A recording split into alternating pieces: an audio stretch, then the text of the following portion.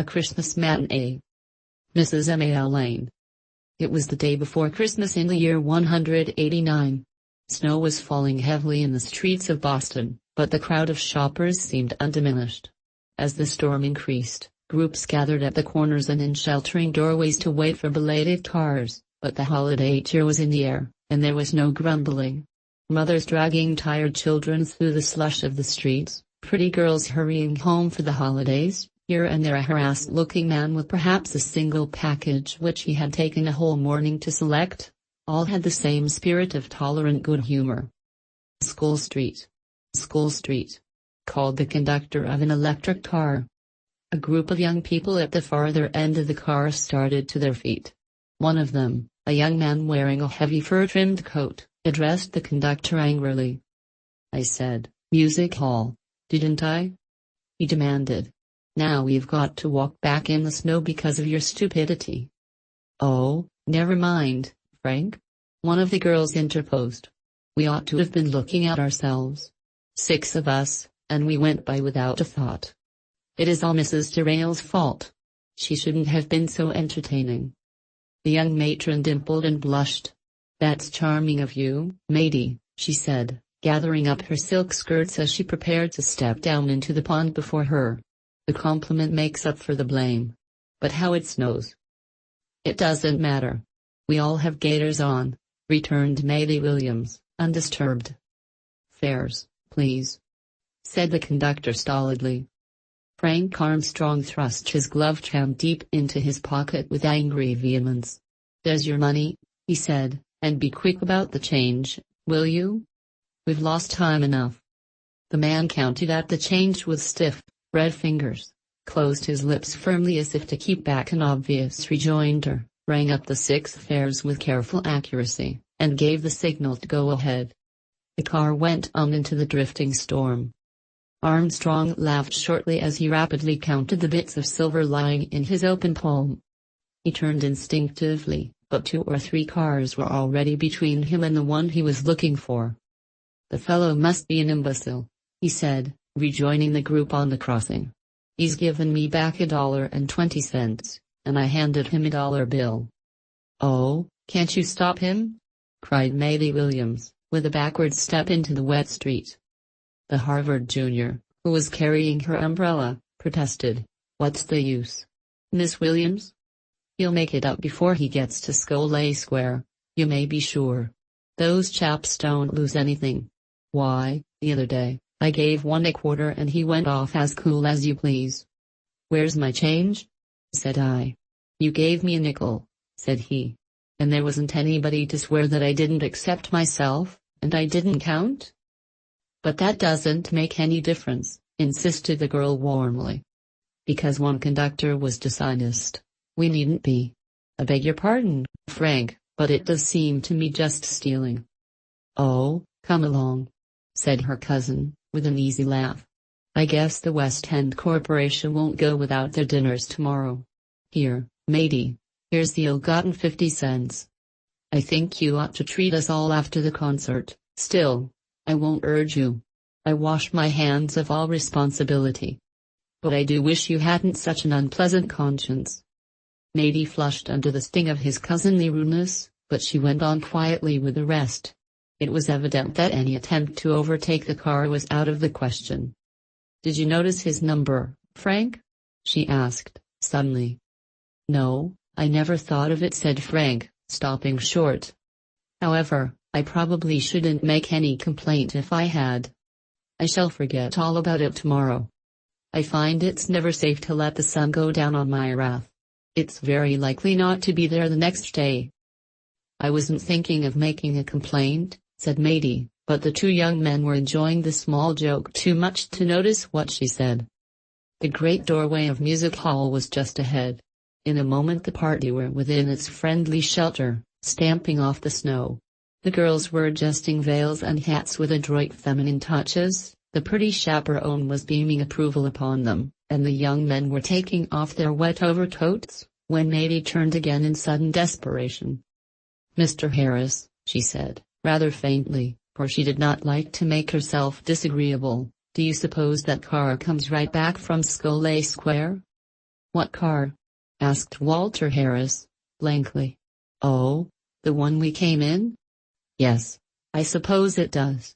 They're running all the time, anyway. Why, you are not sick, are you, Miss Williams?" There was genuine concern in his tone. This girl, with her sweet, vibrant voice, her clear gray eyes, seemed very charming to him. She wasn't beautiful, perhaps, but she was the kind of girl he liked. There was a steady earnestness in the gray eyes that made him think of his mother. "No," said Matey, slowly. "I'm all right, thank you. But I wish I could find that man again.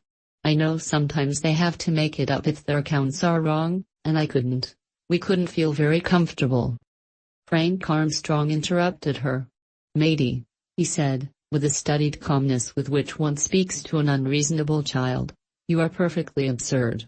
Here it is within 5 minutes of the tune for the concert to begin. It is impossible to tell when that car is coming back. You are making us all very uncomfortable. Mrs. Terrell, won't you please tell her not to spoil our afternoon?"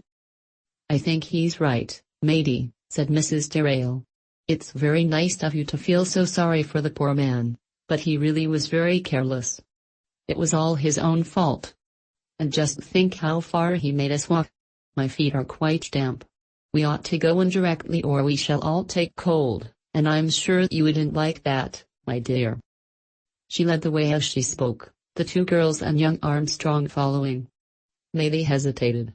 It was so easy to go in, to forget everything in the light and warmth and excitement. "No," said she, very firmly, and as much to herself as to the young man who stood waiting for her. "I must go back and try to make it right. I'm so sorry, Mr. Harris, but if you will tell them—" "Why, I'm going with you, of course," said the young fellow, impulsively. "If I'd only looked once at the man I'd go alone, but I shouldn't know him from Adam." Matey laughed. "Oh, I don't want to lose the whole concert, Mr. Harris, and Frank has all the tickets. You must go after them and try to make my peace. I'll come just as soon as I can. Don't wait for me, please. If you'll come and look for me here the first number, and not let them scold me too much," she ended with an imploring little catch in her breath that was almost a sob. "They shan't say a word, Miss Williams," cried Walter Harris, with honest admiration in his eyes. But she was gone already, and conscious that further delay was only making matters worse, he went on into the hall. Meanwhile, the car swung heavily along the wet rails on its way to the turning point. It was nearly empty now. An old gentleman and his nurse were the only occupants. Jim Stevens, the conductor, had stepped inside the car. "Too bad I forgot those young people wanted to get off at the music hall," he was thinking to himself. "I don't see how I came to do it. That chap looked as if he wanted to complain of me, and I don't know as I blame him. I'd have said I was sorry if he hadn't been so sharp with his tongue. I hope he won't complain just now. 'Twill be a pretty bad time for me to get into trouble, with Mary and the baby both sick. I'm too sleepy to be good for much, that's a fact. Sitting up 3 nights running takes hold of a fellow somehow when he's at work all day. The rent's paid, that's one thing, if it hasn't left me but $50 to my name. Hello." He was struck by a sudden distinct recollection of the coins he had returned. "Why, I gave him 50 cents too much." He glanced up at the dial which indicated the fares and began to count the change in his pocket. He knew exactly how much money he had had at the beginning of the trip. He counted carefully. Then he plunged his hand into the heavy canvas pocket of his coat.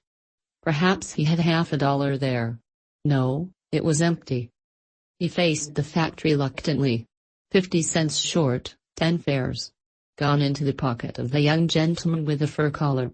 The conductor's hand shook as he put the money back in his pocket. It meant, what did it mean? He drew a long breath.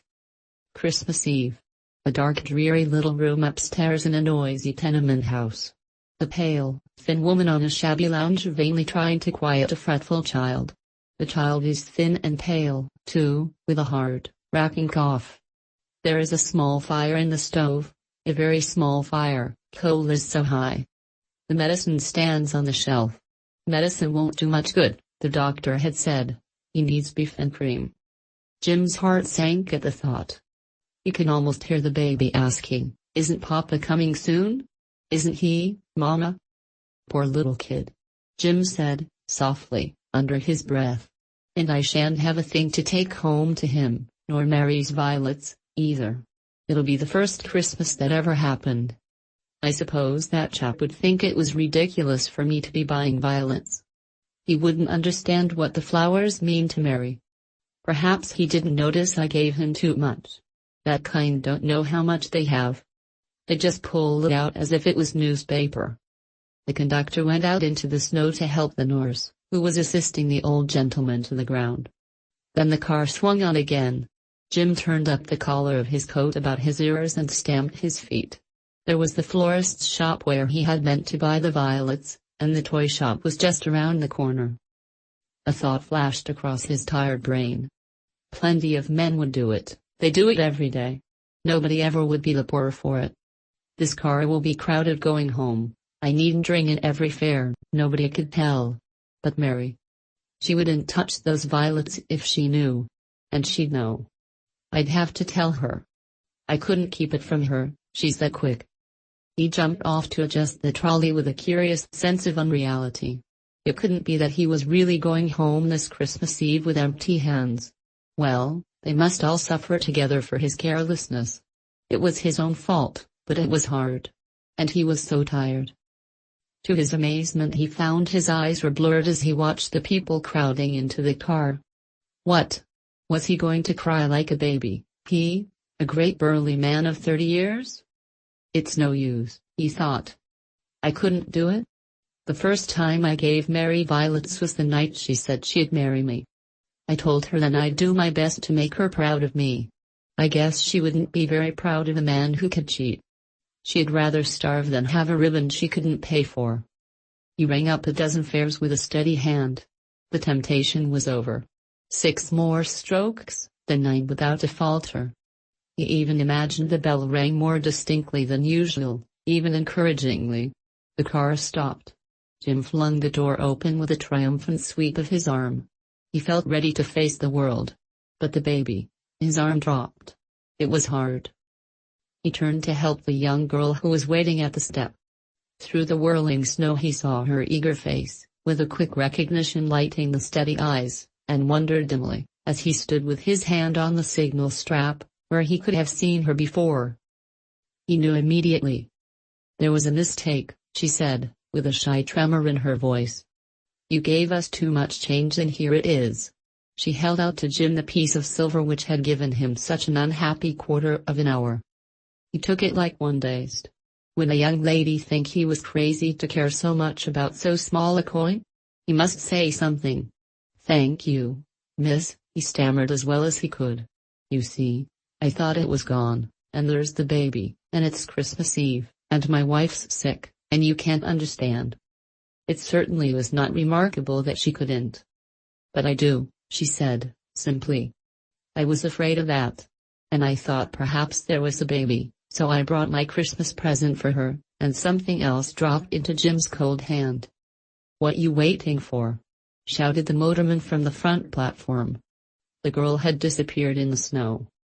Jim rang the bell to go ahead, and gazed again at the 2 shining $half in his hand.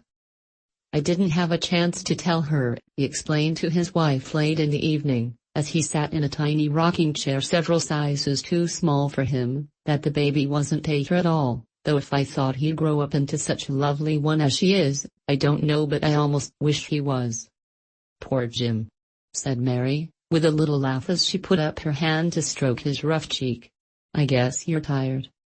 And I should say," he added, stretching out his long legs toward the few red sparks in the bottom of the grate, "I should say she had tears in her eyes, too, but I was that near crying myself I couldn't be sure."